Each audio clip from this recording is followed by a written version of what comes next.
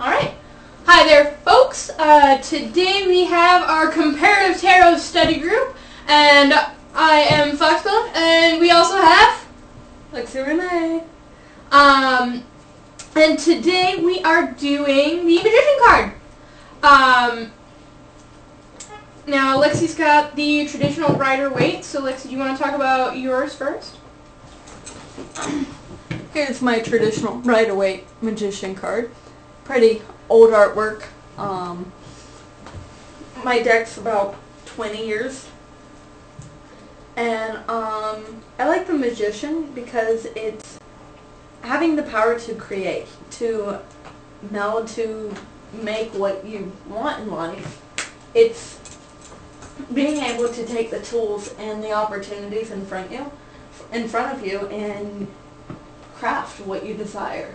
And who can ask for anything better? That's true. Alright, so I've got my two decks here as well.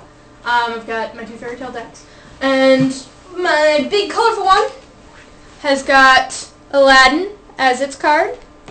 And my small pretty one has the Thunder Dragon myth from China. Now most people probably know the story of Aladdin and the genie in the lamp, and that has to do with that whole creation thing that you were talking about. In this card, the genie represents the higher self. And so you have your thoughts and desires manifesting using your higher self. So that one's pretty easy. This one has a fun story that goes along with it. Once upon a time in China, there was a little boy who was playing out in his front yard while his dad was in the back on the farm working. And as he was playing in his front yard, he saw a whole host of horses headed by a beautiful prince. And the beautiful prince came up to him and asked the little boy, oh, I forget the names, but Yin, son of Yang, I know that's not correct, but Yin, son of Yang, is your father home, and can we come in? Hi! Hi, sorry I'm late. That's alright, pull up a chair. I'm telling the story of my Magician card, the Thunder Dragon. Yay, Melissa's here! One more card! I'm going to pull up a chair over here so that we can see you. Why don't I just sit on the bench? That's fine.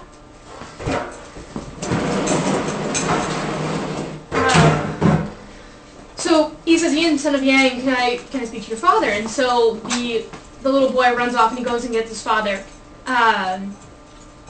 And he says, Yang, owner of this land, can we come in and seek shelter for our afternoon meal? And so the father says, yes, of course, good sir. Come on in, and invites him into his home, gives him a fantastic repast, and kind of just, hangs out with him and treats him really nicely. And there's this beautiful prince on his golden horse says, oh, thank you very much for all of the nice things that you have done to me this day. I'm going to come by on my way back, and I'm going to thank you for all the wonderful things that you did with me. And he kind of disappears and goes off. At which point, the dad and the son kind of look at each other and say, how did that guy know what our names were? That's a little weird. And so they go to their Yin's grandmother, or Yang's mother, and they say, so this just happened today. And she said, did you get a good look at his horse? And they said, not really, why? And she says, if a horse had scales, that was a Thunder Dragon, not a prince. And what you have just done is pleased the Thunder Dragon.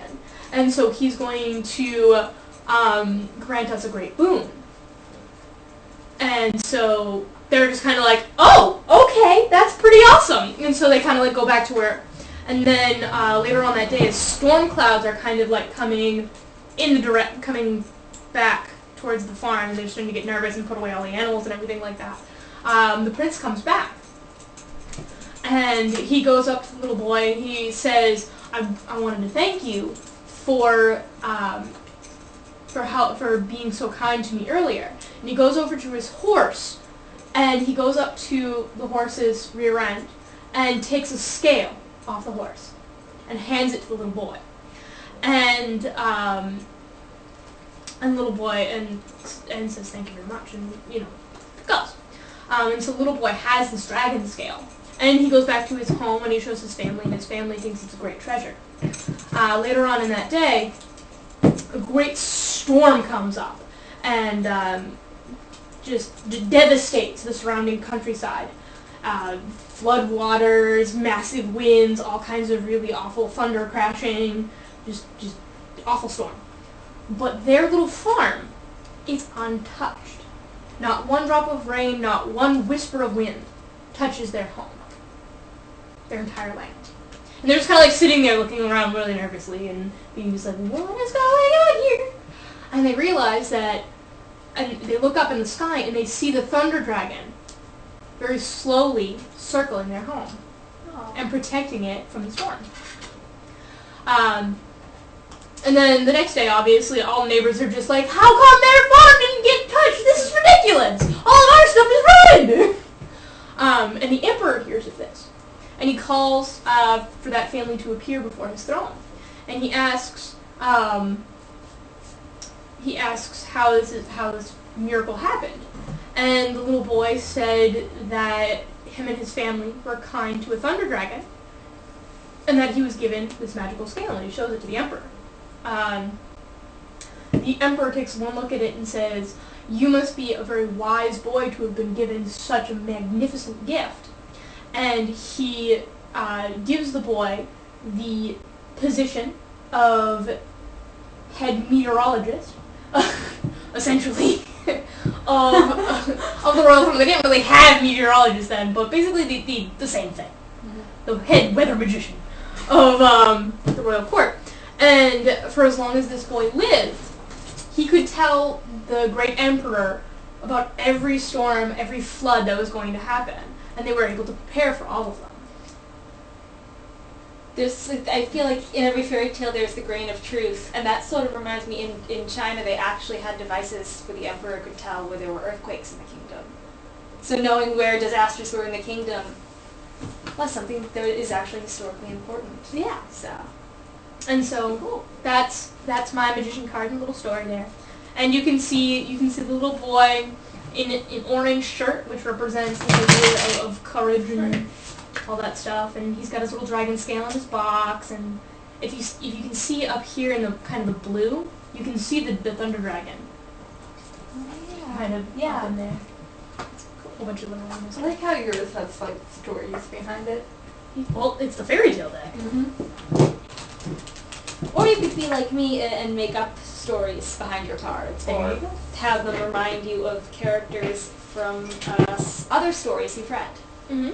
And my magician card is actually the Montebank. So this card's a bit of a shyster. I'm going to tell you right now. And the fictional character... Down and there you go. The fictional character this reminds me of is the character, the Count Las Bambas from the Westmark books, who nobody actually knows, though he goes by 8 different names over the course of the series. Nobody actually knows what his actual name is. Rumpelstiltskin. It's not Rumpelstiltskin. He's a good guy. Do you have a Rumpelstiltskin card? I don't know, but keep talking. And he's sort of the mentor figure to these characters and sort of looks out for them, but he's also this total shyster. And I think my card represents more the idea of street smarts, of cleverness, of trickery. It's more of the sleight of mirrors magician, sleight of hand and mirrors magician than others might, other cards and other decks might be. Yeah. All right. Does anybody online have anything to say about the magician card? No. What, did you want to say something else? Yeah, during the Young Witches project, Ed Hubbard was the magician. That's true. Ed And, Hubbard, CEO of Witch School. Yeah, the CEO of witchschool.com. And that one dude's really good. And they're not even paying her to say that. Oh. Should just have them sponsor us. Yeah, no kidding. So yes, the magician was Ed, and working with him, I mean, I think y'all can agree the magician really fits him as a person. Now, all the Young Witches cards are on a witch school thing, right? Yes, we do have all the Young Witches. We have Young Witches Tarot. You can easily go on witchschool.com, and we have cyber tarot readings, which use the Young Witches. And I'm the star card, and Danielle's the moon, Caitlin's the sun, and just I'm dead. Your dad, unsurprised, and I'm Earth, or the world. Yeah, rather, world. The world. yeah. So you can easily search for those on witchschool.com. Yeah. If I can talk. All right. So I think that pretty much does it for the magician. Which one's next? I believe. The Empress? Empress, okay. Empress is second. Yeah. All right. I So believe it's the Pappas or Sheep Hook in my deck.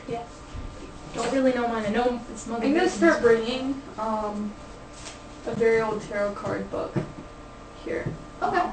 Because I'm actually researching each of the tarot cards, and I think while we're doing the study group, it'd be a good idea for me to look over that beforehand. Yeah, you totally should. You should share your research with us. Everybody should share their research with us. People, if they have some insights into the cards, either in general or their own specific deck, should comment in the box below this video, whether that be on Facebook or on YouTube or even in the live stream section.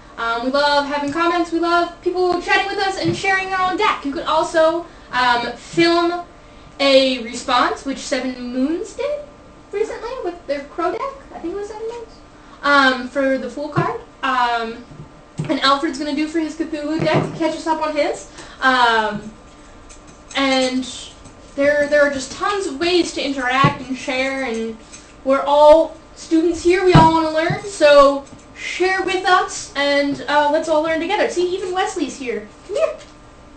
Even Wesley's here to share in the joys of tarot. Don't make him jump across the table. And so that is the magician, and next week we do the Empress. See you guys next week. Bye.